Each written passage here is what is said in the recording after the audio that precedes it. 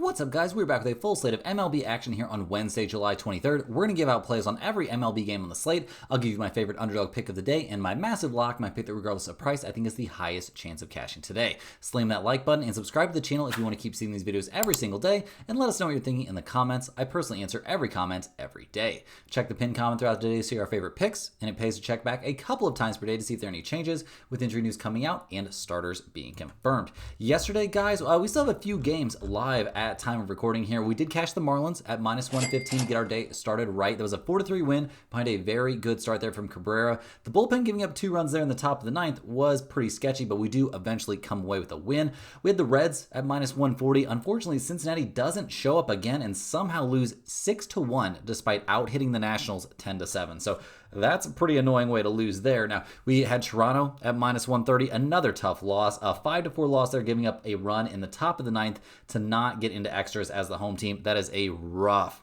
look there. That Ben Rice home run was not fun to watch there. So yeah, that put us in bad shape. Now, we've still got the Astros live at minus 130. That game's in the bottom of the fifth. We've got the Brewers at plus 106 live as our dog of the day. That game is scoreless into the top of the eighth inning. We hit the Cubs at minus 268 as our massive lock of the day.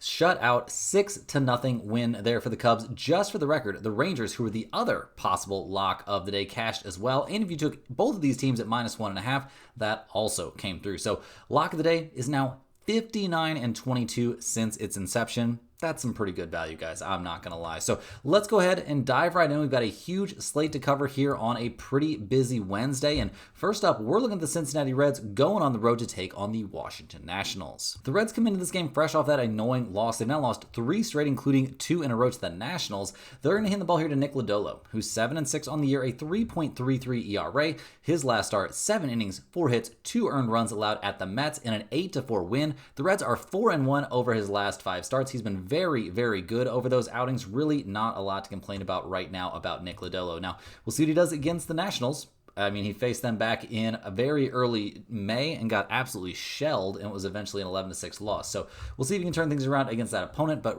recently he's been throwing the ball pretty well. The Reds' bullpen, not the best, but not the worst. A 3.88 bullpen ERA, not as good as they've shown at some other points during the season, so we'll see if they can continue to head, kind of in the right direction with that. The offense, though, 1-8, 2, 5, and 8 over their last few games. Not exactly killing it. They're currently 10th in the majors in runs scored, but 18th in batting average, batting at 246 as a team, 15th in on-base percentage, 17th in slugging percentage. Like, this offense is kind of average, if you ask me. So we'll see what they do here on the road against the Nationals, who are going for a 3rd straight win. They'll hand the ball to Michael Soroka, who is 3-7 on the year, a 5.10 ERA. His last start was against the Padres. He was actually really good. He's been good in his last 2 outings, but the Nationals are 0-5 the last 5 times he's been on the mound. Someone who just gets notoriously little run support. So we'll see what he does in this matchup this time. But yeah, I mean, he hasn't faced the Reds this season.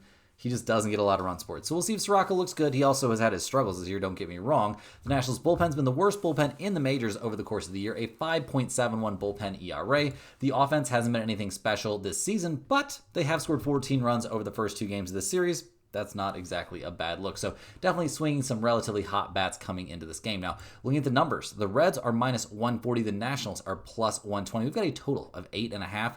The Reds are 24-27 on the road, 26-24-1 to the under on the road. The Nationals are 20-30 at home, 27-22-1 to the over at home. Guys, do we really think the Reds get swept here? I kind of don't. And I would like the Reds a lot in this matchup if it wasn't for Lodolo's negative history here against the Nationals. So we're probably going to stay away from this one, generally speaking, with a slight lean towards the Reds. Rolling right along, we've got the San Diego Padres going on the road to take on the Miami Marlins. Slam that thumbs up button, guys, if you enjoyed cashing the Marlins with us there yesterday. Now, the Padres, obviously coming off that loss, will hand the ball here to Dylan Cease, who's not having a great season. He's 3-9, a 4.64 ERA. But the last time he was on the mound, 5 1/3 innings, 4 hits, no runs allowed, and struck out 10 while walking 0 in a 7-2 win there for the Nationals, a game that we were on, I believe. So, yeah, well played there from Cease. We'll see if he can build on that here. That was his first start since the All-Star break, and he looked great, so maybe he's turning things around.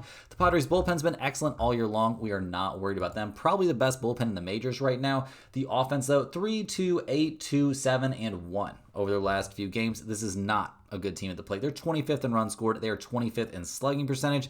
They are 16th in batting average, but yeah, Machado and Tatis are getting asked to do an awful lot for this lineup. So we'll see what they do here on the road against these Miami Marlins, who came away with the 4-3 win. They are only 47-53 on the year, but better than I would have guessed if you asked me in the preseason. Now, they're going to hand the ball in this one to Sandy Alcantara, who is 4-9 on the year, a 7.14 ERA. His last 5 starts have all been pretty bad. Somehow the Marlins are 3-2 over that span, but his last time on the mound, 6 innings, 8 hits, 4 earned runs in an 8-7 extra inning win against the Royals. Start for that gave up 9 hits and 6 earned runs over 5 innings of work against the Reds. Like, this dude just not so good. So we'll see what he does here against the Padres. Has he faced the Padres? Yeah, he faced the Padres back in late May and got absolutely shelled. 4 innings, 7 hits, 6 earned runs, and what was eventually a 10-8 win. I doubt the Marlins will be able to come from behind like that in this one. We'll see, though. They are 47-53 on the year. Their offense is not that incredible. They are top 10 in batting average, but 19th in on-base percentage, 19th in slugging percentage. That's kind of where this team seems to live. So looking at the numbers here, guys, the Padres are -144. The Marlins are +120. We've got a total of 8 in this game. The Padres are 24-27 on the road, 27-22-2 to the under on the road. The Marlins are 22-29 at home, 30-21 to the under at home. I'm not too interested in under in this game, guys, but I will certainly take the Padres here at -144. It's a nice little bounce back spot for them after a loss yesterday. Cease on the mound. I think he's got things figured out. I think he's going to be good out there. Alcantara has been terrible, and he's been terrible against the Padres. Definitely give me the Padres in this game. Next on the docket, we're looking at the San Francisco Giants going on the road to take on the Atlanta Braves. The Giants are fresh off a 9-0 win there against Atlanta in Game 2 of that series. Unfortunately for them, probably unfortunately anyway, they're going to hand the ball to Justin Verlander, who's 0-8 on the year, a 4.99 ERA. Bro is clearly very frustrated. He's having not the season that he would have imagined. He's had some good outings in there, but it hasn't led to any success. The Giants are 0-5 the last 5 times he's been on the mound.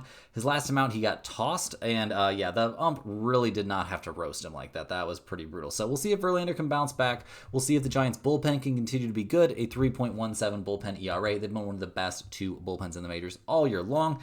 The offense coming off a 9-run game is nice. Devers, doing something positive. We'll see, if that can continue. They're currently 22nd in the majors in runs scored, though, and 26th in batting average, so not exactly an offensive powerhouse. So we'll see what they can do here against the Braves, who at 44-56 on the year, not killing it. They'll hand the ball to Spencer Strider, who's 4-7 this season, a 3.59 ERA. His last start, he was lights out against the Yankees. 6 innings, 3 hits, no runs allowed, struck out 8 and walked 3 in a 7-3 Braves win. We'll see what he can do here against the Giants. Obviously not quite as scary of a lineup there as the Yankees. The last time he faced the Giants, 6 innings, 3 hits, 4 runs, 3 of which were earned. So not the sharpest outing. We'll see what he can do in this one. I'm expecting Strider to be fine. Probably not to be dominant, though. The Atlanta bullpen's been good this year. It hasn't been a huge problem for them, but some hiccups lately, up to a 3.91 bullpen ERA.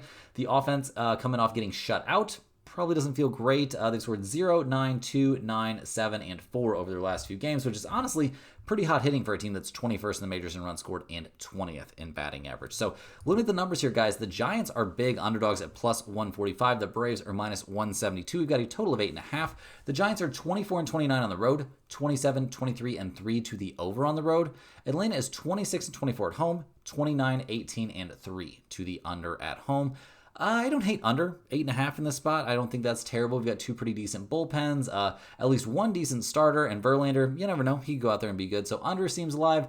In terms of a side, I'm going to lean towards the Braves here with Strider on the mound, but I don't like it quite enough to put it in the pinned comment.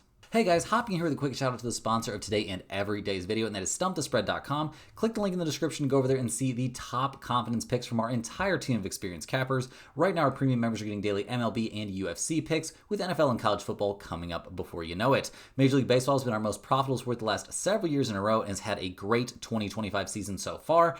At StumpTheSpread.com, you'll be able to see exclusive free picks that are only posted there, our free-to-use bet size calculator, and our premium top confidence picks, which might not and usually will not always match what you see here in the videos, as I'm not the premium MLB handicapper for Stump the Spread. We have a monster over there with many more years of experience looking at Major League Baseball. He's had a amazing July. You'll be able to see on the screen all the picks that he's made this month. Now, yesterday, He, got off to a okay start there with the Giants as a solid 1-unit play. That was a win. Detroit didn't come through. He still has the Astros and the Mariners live at time of recording, so we'll see how those go. But over the course of July, guys, it's been absolutely insane. Like, his record over this month is crazy. I mean, look at the beginning. He had a 10-0 stretch in there. So we'll see. He's obviously had a little bit of trouble since the All-Star break, but I think we're going to see him go on a nice little run here before too long. I fully expect that to happen. That's the way it goes, guys. It goes in waves sometimes, and I think we're about to be on an upward trajectory. We'll see. We'll hope. He puts in a crazy amount of work. He's got some very sophisticated tools and algorithms he uses to make his predictions, so we know he's putting in the work. The results will follow. So definitely get over there, check that out, get on the free email list as well. All you have to do to sign up for a free account is you give us your name and your email address. That's it. You get one email straight to your inbox every single day, or your spam folder, so check in there. But it'll have at least one free pick, oftentimes 2 free picks. It'll have information on niche betting like golf, NASCAR, tennis, stuff like that. And it could also have parlays, and very often parlays are included in those free emails. So definitely check that out, guys. And also, if you're a huge fan of what you're seeing here every single day, sign up for a YouTube channel membership, guys. YouTube channel members get early access to all of our videos, get their names up on screen in every video, but more importantly, get access to our members-only giveaways, which we do each and every week. Here on the 28th, we'll be giving away another Stump the Spread hoodie mailed straight to the winner of the giveaway. So definitely, guys, get signed up for a channel membership by clicking the little join button right below the video if you're interested in that. Now, let's go ahead and dive back in. We've got a full slate to cover here on Wednesday, and next up, we're going to be looking at the Detroit Tigers going on the road to take on the Pittsburgh Pirates. The Tigers come into this game not having a great time recently. They've lost, what is it up to now, 8 out of their last 9 or something like that. They're 60-42 on the year. They've only got a 9-game cushion there in the very, very down AL Central, so they're fine, but they're hitting the ball in this one to Troy Melton. We'll see what this young 24-year-old can do coming up from the minors. I mean, I'm not really expecting miracles. It's his first big league start of the season. Maybe it's his first big league start ever. Usually a spot that I'm not super interested in backing. So we'll see how he does, see what that Tigers bullpen can do. It's been really bad down the stretch, something they definitely need to address. The offense, 6-0, 2-1-0, and 4 over the last few games. There's something to point to right there for the losing streak. They are 6th in the majors in run score. They are 13th in batting average, 7th in slugging percentage, but all those numbers are declining right now as they go through this slump. So we'll see if they can bust out of it here against the Pirates, who've won 2 in a row now. They're 41-61 on the year, though, so not exactly killing it. They'll hand the ball here to Bailey Falter, who's 6-5 on the year, a 4.00 ERA. His last time out, 4 innings, 6 hits, 4 earned runs, given up in a 10-1 loss against the Chicago White Sox. That is not a good look. He's given up at least 3 earned runs over each of his last 3 starts, all of which were losses for the Pirates. So we'll see what he can do here against the Tigers. He faced them back in mid-June, and 5 innings, 5 hits, 3 earned runs, and a couple of home runs. Not exactly killing it in that outing. So we'll see what he can do. Obviously, the Pirates bullpen has not been great this year, but not a complete tragedy. The offense, though, that's what tragedies are made of, guys. They're last in the majors in runs scored. They're 28th in batting average. They're last in slugging percentage. I know they're coming off of an 8-run game, but that has not been the norm for this team. So looking at the numbers here, I'm not shocked, guys. The Tigers are still favorites despite starting this rookie. The Pirates are plus 124. We've got a total of 8.5. Detroit is 28-23 on the road. That's an MLB best road mark. They are 30-21 to the over on the road. The Pirates are 27-24 at home, 26-24-1 to the under at home. Guys, I'm going to be looking a little bit at the under maybe in this game, but better than that, I think this is a spot for the Tigers to bounce back. The odds makers are high on Troy Melton here. Who am I to say that they're dumb and don't know what they're talking about? Give me a little look here at the Tigers, but this is not pinned comment material. Next up, guys, we're just going to quickly touch on the Angels going up against the New York Mets. There are no numbers out for this game at time of recording. Now, the Angels have lost the first 2 games of the series, falling 3-2 there yesterday. They're going to hand the ball in this one to Brock Burke, who is normally a bullpen guy, so it's looking like a full bullpen outing there from the Angels, which could be a tragedy, guys. They've got the 3rd worst bullpen in the majors. The offense hasn't been anything special. 2, 5, 8, 5, and 6 over their last few games. Might actually qualify as hot hitting for a team that's 24th in the majors in batting average and 23rd in on-base percentage. So we'll see what they do here against the Mets, who come into this game winners of 3 in a row. They're going to hand the ball in this game to Sean Manaea, who's 0-1 on the season, a 2.45 ERA. He's only made 2 outings, a long bullpen appearance where he gave up 1 earned run over 3 1/3, and then a start there against the Reds where he went 4 innings, gave up 1 run on 1 hit. It was a solo home run and had a pretty good outing. So they're trusting him to get back into the rotation here. I don't think that's a bad idea at all. Now, the Mets bullpen hasn't been as good down the stretch as they were early in the year, but still a playable bullpen unit. Kind of the annoyance for the Mets this year has been their overall lack of offense. I mean, they scored 3, 7, and 3 over their last 3 games, but they're 14th in runs scored. They're 21st in batting average. They're 11th in on-base percentage. This was supposed to be one of the better offenses in the majors. It looked like that for a little bit early on. Turns out that's not really the case. So we'll see who actually comes out on top in this game. Obviously, it's a wait and see spot when we have, no lines to go on. Next up, we're looking at the Kansas City Royals going on the road to take on the Chicago Cubs. The Royals come into this game 49-53 on the season, fresh off that Game 2 loss where they lost 6-0. So slam that thumbs up button if you guys enjoyed cashing the Cubs as our lock of the day yesterday. Now, the Royals are going to hand the ball here to Seth Lugo, who's 6-5 on the year, a 2.94 ERA. His last start, though, not great. It was his first start after the All-Star game. He got knocked around aggressively there by the Marlins. We'll see if he's got a bounce back in him here going up against the Cubs. Not the easiest team to face and not a team he's faced yet this year. The Royals bullpen, it's been good. A 3.70 bullpen ERA has kept them in the top 10 the vast majority of the season. The offense coming off getting shut out, a big letdown after scoring 12 runs in Game 1 of this series, but over the course of the year, this has been one of the worst offenses in Major League Baseball. They're 28th in runs scored, they're 19th in batting average, 25th in on-base percentage. They've been just a little bit better here recently, but not really enough to think, for me to think they've turned things around at the plate. So we'll see what they do here against the Cubs, who are fresh off that 6-0 win. They're 60-41 on the year, a half game back of the Brewers, who are playing right now. So we'll see how that goes. Now, the Cubs are going to hand the ball here to Colin Ray, who's 8-3 on the year, a 3.80 ERA.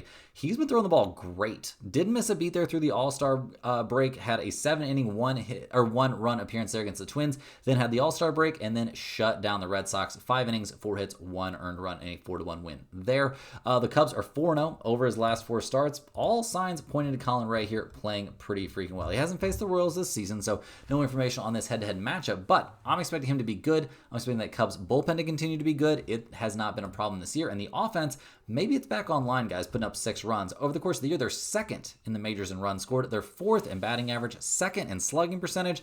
There's an awful lot to like right now about the Chicago Cubs. So looking at the numbers here, guys, the Royals are plus 120. The Cubs are minus 142. We've got a total of 10 in this game.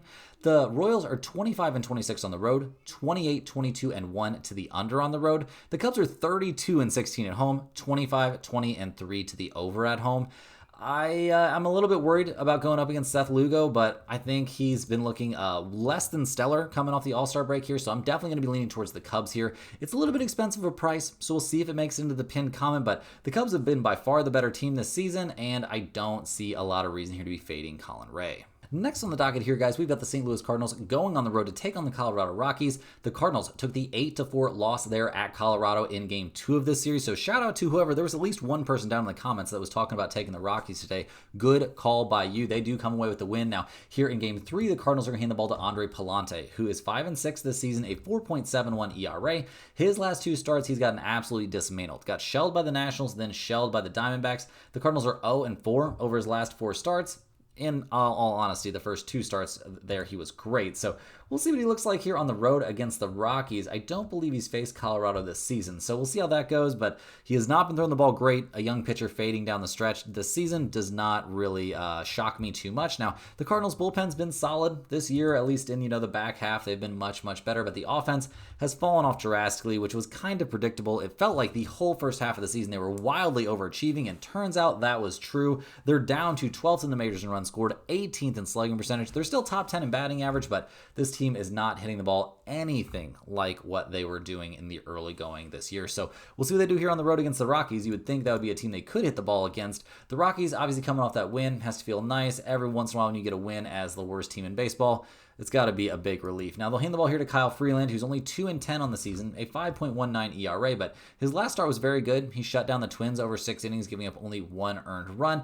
Over his last 5 outings, I'm not going to say he's been amazing, but he also hasn't been a complete disaster. We'll see what he can do here against the Cardinals, a team that's not having the easiest time at the plate, but also has some pretty good history this season. Now, the bullpen for the Rockies is terrible, 4th worst in the majors, a 4.95 bullpen ERA. The offense hasn't been anything special either. They are coming off an 8-run game, but over the course of the year, they're 28th in runs scored. They are 23rd in slugging percentage and last in the majors, getting on base at a 292 clip. So looking at the numbers here, it's no shock to see the Cardinals as favorites, but at almost 2-1 favorites, that feels a little bit crazy. The Rockies are plus 165. We've got a total of 11 out there. The Cardinals are 23-29 on the road, 26-24-2 to the over on the road. The Rockies are 12-38 at home. That's an MLB worst mark at home. They're 27-22-1 to the under at home. I don't see a lot that I like in this game, honestly. At plus 165, maybe the Rockies are the way to go. The Cardinals are playing terrible right now. Palante hasn't been good, so maybe we lean towards the Rockies, but not a pinned comment style play. Next up, we're looking at the Houston Astros going on the road to take on the Arizona Diamondbacks. The Astros and Diamondbacks are currently playing right now in Game 2, and unfortunately, we see the Diamondbacks up 1-0 there in the top of the 7th inning, but Houston does have a runner on with 1 out, so we'll see how that goes. Now, the Astros are going to hand the ball in this one to Brandon Walter, who's 1-3 on the season, a 3.66 ERA. His last start was very good there at the Mariners. 6 innings, 3 hits, 1 earned run allowed. Unfortunately for him, that was in a 6-1 loss. He pitched great. His team just couldn't give him any run support, and that's kind of been the story over his last 5 starts. He's had 3 great ones, 2 terrible ones, and most of those great ones, he hasn't gotten much run support. So we'll see what he looks like here against the Diamondbacks. Obviously not the easiest team to face, but I'm expecting him to be at least all right out there. Now, the bullpen for the Astros has been great all year long. A 3.28 bullpen ERA has had them in the mix as one of the best bullpens in the majors.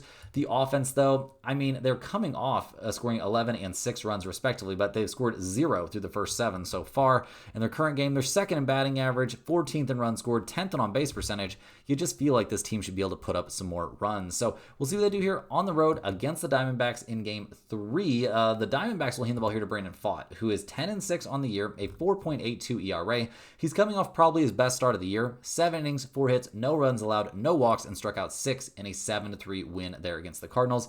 I would say 3 out of his last 4 starts have been excellent. So this is a big step in the right direction for a Diamondbacks team that is desperate for anything positive coming from a pitcher. So we'll see what he can do in this matchup going up against the Astros. Not a team that I believe, not a team he's faced this year. Obviously, the Arizona Diamondbacks bullpen pretty bad. Bottom 5 in the majors. It's been a huge issue for them all year long. The offense is where this team hangs their hat. They're 4th in runs scored, 11th in batting average, but 3rd in slugging percentage and 3rd in on-base percentage. This is one of the most dangerous offenses in the majors. So we'll see what they can do here against Brandon Walter and the Astros. Now, the odds makers have this one. The Astros minus 102, the Diamondbacks minus 116, a total of 8.5.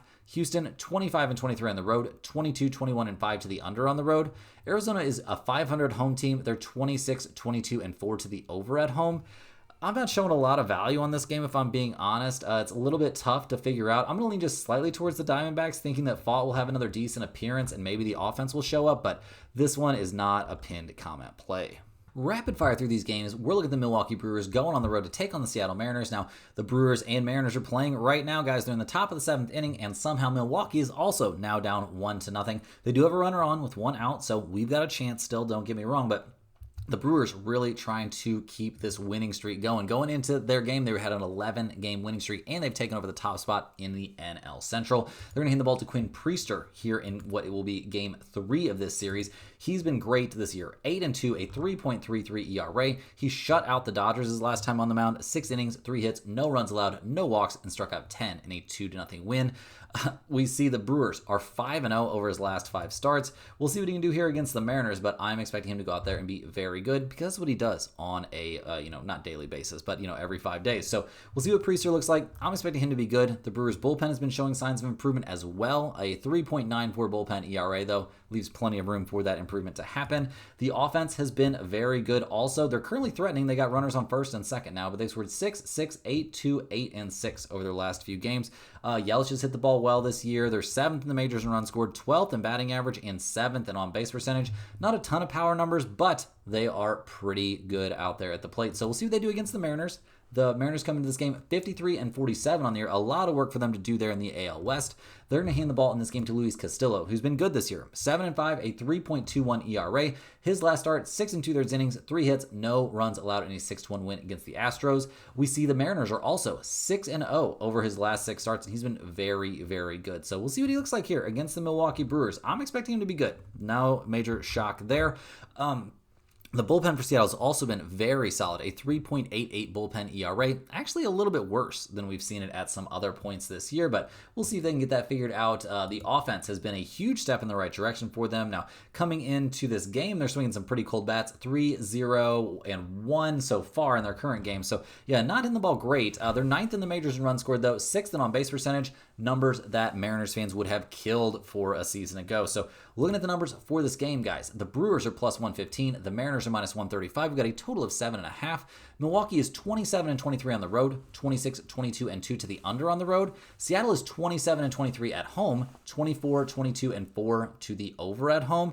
I'm not too interested in the total in this game, but I do think no run first inning is extremely live in this spot and has a chance to make the pinned comment. In terms of a side, I'm once again a little bit interested in the Brewers at plus 115 with Priester on the mound. It seems very, very good. I know the Mariners are good. I know Castillo's been lights out, but if I've got two lights out pitchers, I'm going to maybe want to shade towards the bull, or maybe going to want to shade towards the underdog. So we'll see if that happens, but I think no run first inning, probably my favorite play on this game. Next up, we're looking at the Minnesota Twins. They're going on the road to take on the LA Dodgers. The Twins and Dodgers are actually playing right now with the Twins up 3-0 in the bottom of the fourth inning. Now, Minnesota not having a great year. They're going to hand the ball in this one to Chris Paddock, who is also not having a great year. He's 3-9, a 5.14 ERA. He's gotten shelled in each of his last two starts, and really over his last five, it's hard to find a bunch of big positives. You got shelled your last time out, and you were against the Rockies, dude. That is a bad look. One of the worst looks you can have in all of Major League Baseball. We'll see what he looks like here against the Dodgers, but not exactly an easy opponent. Now,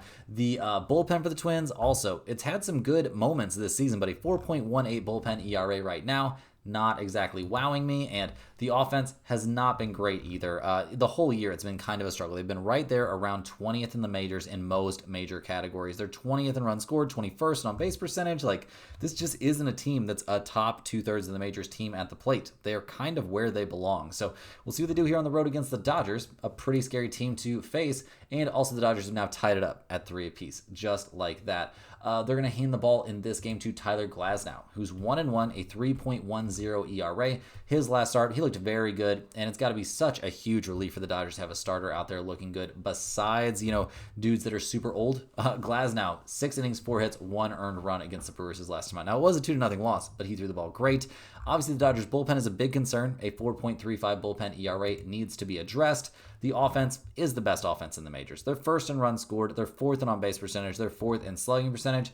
This team is scary at the plate, especially Ohtani. So we'll see if they can come with a bunch of runs here against the Twins in Paddock. The Twins are plus 195. The Dodgers are minus 235. We got a total of 8.5 in this one. Minnesota is 20-32 on the road, 30-19-3 to the under on the road. The Dodgers are 34-20 at home, 32-20-2 to the over at home, an MLB best mark to the over.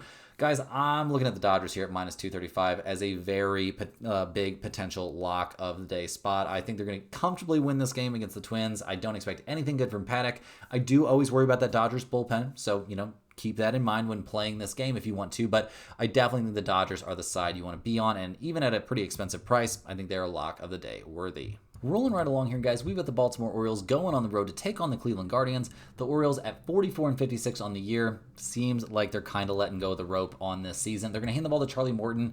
Uncle Charlie's 5-8 on the year, a 5.58 ERA after getting absolutely obliterated by the Rays. 5 1/3 innings, 8 hits, 7 earned runs, in one of his worst starts of the season. So we'll see if he's got a bounce back in him at 41 years old. You got to wonder how much he's going to have in the tank down the stretch this year. In terms of any history against the Guardians this season, he faced them back in mid-April and was pretty bad. So that's definitely a concern coming into this game. The Orioles bullpen's nothing special, a 4.48 bullpen ERA, kind of a big yikes there. And the offense isn't doing much, guys. 3-5-5-3-1-1 over their last few games. This team was so fun to watch at the plate last year. Crazy, crazy power numbers. Well, that has pretty much gone in the opposite direction this year. They're 23rd in the majors in runs scored and 24th in on-base percentage. So they're going to have to really turn things around aggressively here going up against the Guardians, who have won 6 out of their last 7. They're going to hand the ball in this game to Slade Ciccone, who is 5-4 on the year, a 3.84 ERA. His last start, pretty bad. Pretty bad. Great for most of it, but really let go of the rope there late when 8 1/3 innings gave up 8 hits and 6 earned runs there against the Athletics. They really let him try to go the complete game.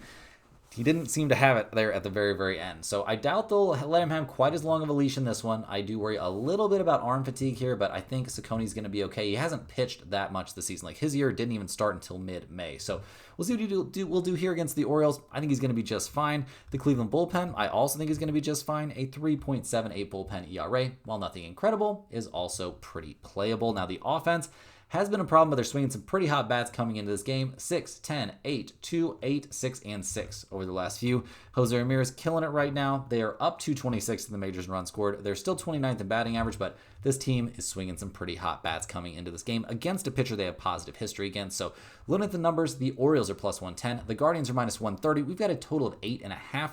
Baltimore is 22-30 on the road, 33-18-1 to the under on the road.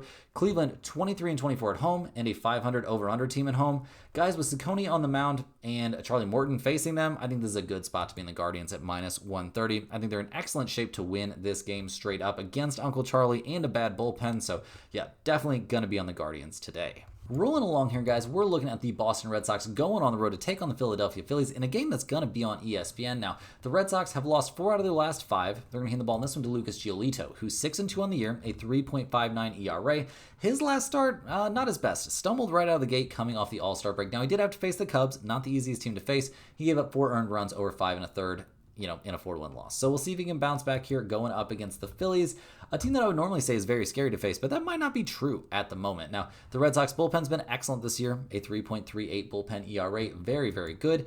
The bats have been pretty quiet over their last 5 games, guys. 1, 2, 6, 0, and 1. Over those last 5. They are 5th in the majors in runs scored, 8th in batting average, 5th in slugging percentage, so I do think they're going to come back around. And maybe they'll come back around for this game. We'll see. They're going up against the Phillies, who are 58-43 on the year. They came through yesterday with a 4-1 win. They're going to hand the ball in this one to Jesus Luzardo, who's 8-5 on the season, a 4.29 ERA, coming off a pretty bad start there against the Angels. 4 2/3 innings, 7 hits, 4 earned runs. His start before that, he completely shut down the Giants. Which version of this guy are we going to get? Your guess is probably just about as good as mine, guys. He hasn't faced the Red Sox yet this year. You just never know what this guy's going to look at out there. He's either going to be great or he's going to be terrible. There's very little going on in the middle. So we'll see.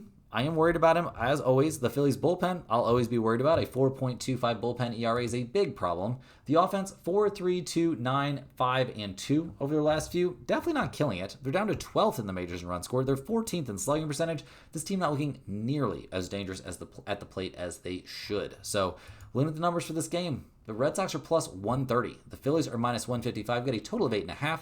Boston, 22-28 on the road, so not a great road team. They're 26-24 to the over on the road. The Phillies are 32-18 at home, 25-22-3 to the over at home. I like the Red Sox here a good amount. With Giolito on the mound, I think that is definitely a positive. I don't trust Luzardo on a nightly basis, so definitely think Boston here at plus 130 is drawing super, super live in this game. Rolling right along, we've got the New York Yankees going on the road to take on the Toronto Blue Jays. The Yankees edged out a very close 5-4 win there over Toronto in Game 2. They're now 3 games back. They're going to hand the ball in this one to Max Fried, who's 11-3 on the season, a 2.43 ERA. His last time out, 3 innings, 6 hits, 4 runs, 3 of which were earned there against the Cubs all the way back on the 12th. So 10 days ago.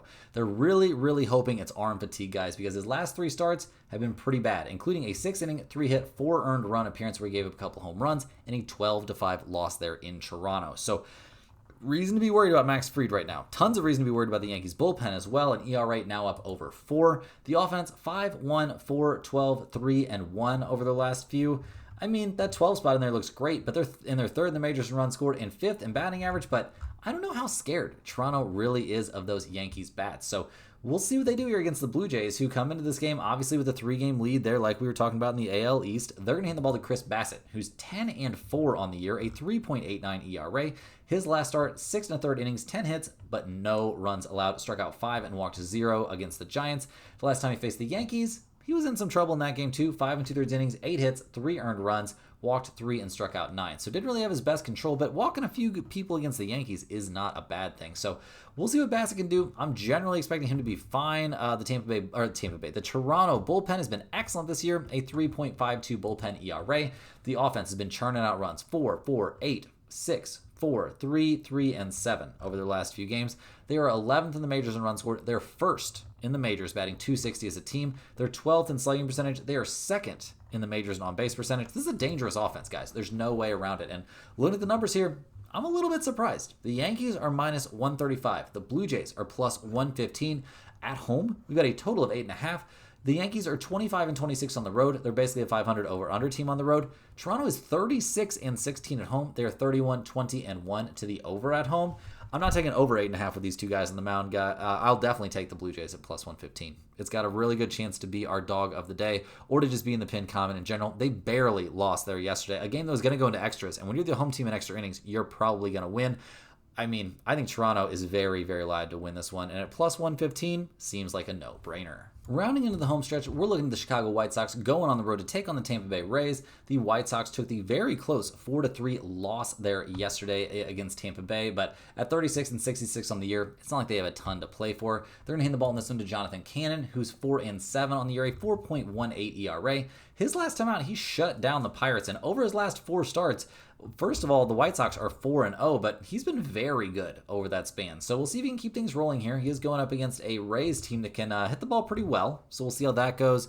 The White Sox bullpen, respectable. A 3.87 bullpen ERA. Words I did not think I was going to be saying about the White Sox bullpen. The offense, on the other hand, while it was swinging some pretty hot bats, Rasmussen really cooled things down for him. They only scored 3 runs there in game 2 of this series, but they're showing some signs of life, and you got to appreciate that when a team is last in batting average and second to last in slugging percentage when they're still going up there and taking quality at-bats every once in a while. So we'll see what they do here on the road against these Tampa Bay Rays, who are 53 and 49 on the year. A lot of work to do, but they've shown they're capable of doing it. Now they're going to hand the ball to Taj Bradley in this game. He's had some rough spots this season. He's 6-6, a 4.35 ERA, but his last 2 starts have been excellent. 6 innings, 2 hits, 1 earned run against Boston. 6 innings, 3 hits, no runs allowed against Baltimore in an 11-1 win. So we'll see if he's on track now. Going up against the White Sox should be a good way to continue being on track if you are. We'll see if that happens. I'm rooting for young 24-year-old Taj Bradley to get the job done. Now, looking at the offense for the Rays, it's been very solid this year, but not so great here recently. Obviously, the bullpen's been good. That's not a real concern for us, a 3.77 bullpen ERA. But the offense, 4-3-3-4, 11-1 over the last few games is not up to the standard of a team that's 8th in the majors in runs scored and 3rd in batting average. So they're going to figure it out. It's just a question of when.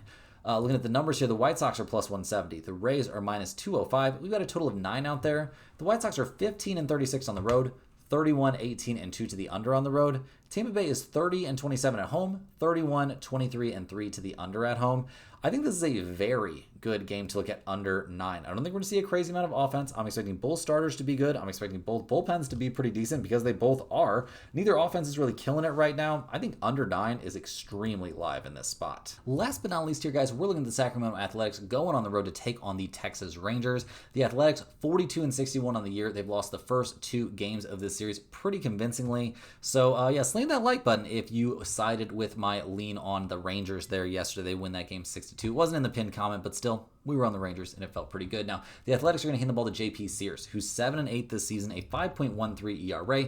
His last time out, he got absolutely obliterated there by the Guardians. Start before that, didn't have a great time against Atlanta. Seems like he's trending in the wrong direction here since the All-Star break. So we'll see if he, gets right back on the horse and gets back on track. But when you're pitching for the Athletics, it's probably going to be a little bit hard to keep your head on straight when as soon as you come out of the game, the bullpen is likely to just implode.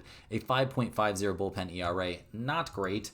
The offense hasn't been good recently either at all. 2-2-2 over their last 3 games. When you've got Rooker and Soderson and Wilson, you're supposed to be hitting the ball a little bit better. They're 15th in batting average, they're 6th in slugging percentage, but 17th in runs scored, and not exactly getting me super worked up there at the plate. So we'll see what they do here on the road against these Rangers, who are at 52 and 50. They're making some noise. They won 5 out of their last 6. They're handing the ball here to Patrick Corbin, who's 6-7 on the year, a 3.91 ERA.